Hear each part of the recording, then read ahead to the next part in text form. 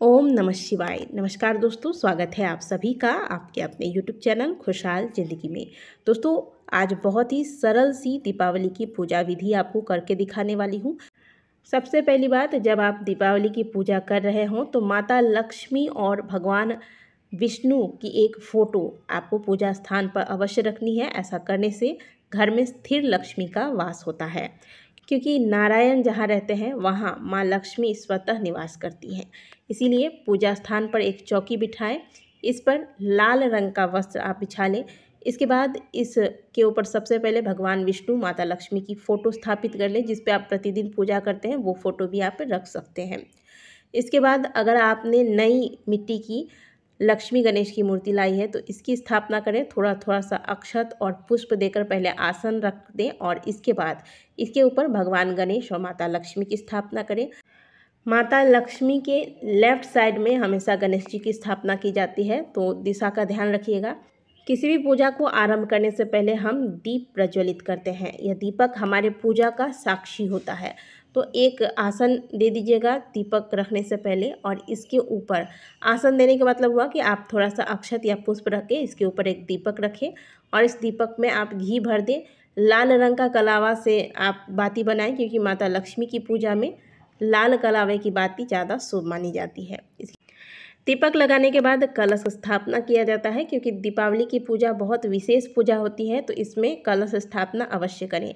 माता के right side में आप चावल का अष्टदल कमल बना लें और इसके ऊपर कलश की स्थापना करेंगे। एक मिट्टी का कलश ले लें या फिर आप धातु का, यानी कि पीतल तांबे किसी भी धातु का एक कलश ले लीजिएगा। इसके कंठ पर कलावा बांध दें, कलश में जल डालें, कलश में थोड़ा सा गंगा जल डाल दीजिए।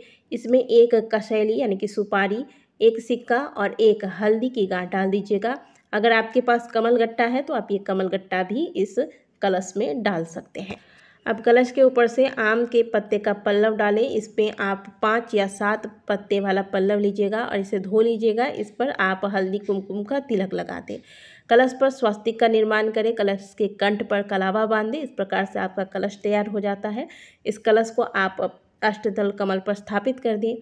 इसके बाद कलश के ऊपर एक प्लेट में चावल या फिर आप गेहूं भर के रख दीजिए। इसके ऊपर से नारियल रखेंगे। नारियल में जो जटा वाला भाग होता है वह आपकी ओर हो, इस प्रकार से आपको नारियल रखना है। तो कलश स्थापना हो गई, दीपक हमने प्रज्वलित कर दिया। अब भगवान को स्नान कराएंगे। तो आप पुष्प की सहायता से या फिर आप आम के पत्ते की सहायता से भगवान गणेश, माता लक्ष्मी और भगवान विष्णु पर थोड़ा थोड़ा जल स्नान कराने की भावना से छिड़क देंगे। इसके बाद वस्त्र अर्पित किए जाते हैं, तो कलावा तोड़कर सभी देवी देवताओं को वस्त्र स्वरूप यह कलावा अर्पित करें। इत्र ले लें, थोड़ा सा गुलाब का इत्र यदि इस पूजन में आप प्रयोग करते हैं तो ये ज़्यादा अच्छा होता है। तो आप रुई में इत्र लगा लें या फिर पुष्प में ही इत्र लगाकर सभी भगवान को यह इत्र अर्पित कर दीजिएगा। इसके बाद हम तिलक लगाएंगे। तो सबसे पहले हल्दी का तिलक भगवान गणेश, माता लक्ष्मी और भगवान विष्णु को अर्पित करेंगे। फिर माता लक्ष्मी, भगवान गणेश की पूजा के साथ साथ ही आप धनतेरस पे जो आपने सामग्रियाँ खरीदी थी इनकी भी पूजा करते जाएंगे। पूजा स्थान पर इन सभी सामग्रियों को रखी जाती है और इसके बाद जैसे आपने भगवान को तिलक लगाया तो इन सभी सामग्रियों पर भी आप हल्दी कुमकुम का तिलक लगा दें, अक्षत छिड़क दें। इसके बाद बारी आती है भगवान गणेश और माता लक्ष्मी को सिंदूर चढ़ाने की। तो जो सुहागिन महिलाएं हैं वो ही केवल माता लक्ष्मी को सिंदूर चढ़ाएंगी। नहीं तो यदि कोई पुरुष पूजा कर रहे हैं तो आप केवल भगवान गणेश को सिंदूर लगाएं और माता लक्ष्मी को हल्दी कुमकुम का तिलक आप लगा सकते हैं। भगवान विष्णु को केवल हल्दी या पीले रंग के चंदन का तिलक लगाइएगा। फूल की माला अगर आपने बना कर रखी है तो वो भगवान को अर्पित कर दें। भगवान गणेश और भगवान विष्णु को जनेऊ समर्पित करें। माता लक्ष्मी के लिए यदि आपने चुनरी रखी है लाल रंग की तो वो चुनरी आप इसी समय माता को ओढ़ा दीजिए, यानी कि चढ़ा दीजिए। इसके बाद पुष्प समर्पित करेंगे। भगवान विष्णु को पीले रंग के पुष्प और माता लक्ष्मी और भगवान गणेश को लाल रंग के पुष्प विशेष रूप से प्रिय हैं, तो इन्हीं रंगों का पुष्प अर्पित करें। माता लक्ष्मी को आज के दिन कमल के पुष्प यदि मिल जाए तो अवश्य अर्पित करनी चाहिए। इसके अलावा माता को हल्दी की गांठ, कमल गट्टे, पीली कौड़ियाँ और गोमती चक्र ये चीज़ें अर्पित करनी चाहिए और इन पे भी आपको धूप, दीप, अक्षत इत्यादि छिड़क कर इनकी भी पूजा करनी चाहिए। अब माता को जो सुहागिन महिलाएं हैं वह सुहाग की चीज़ें अवश्य चढ़ाएंगे।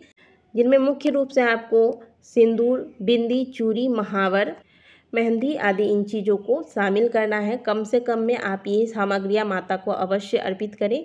इसके बाद हम भोग चढ़ाएंगे। तो भोग में 5 प्रकार के फल, जिसमें से अभी जो मौसमी फल है, जिनमें आंवला, गन्ना, संतरा, ये मुख्य मौसमी फल हैं जो माता को आज के दिन आप भोग स्वरूप अर्पित करें। इसके अलावा आप नारियल, केला, सेब इत्यादि भी जो चीज़ें आपको प्राप्त हो जाए वो माता को समर्पित करें।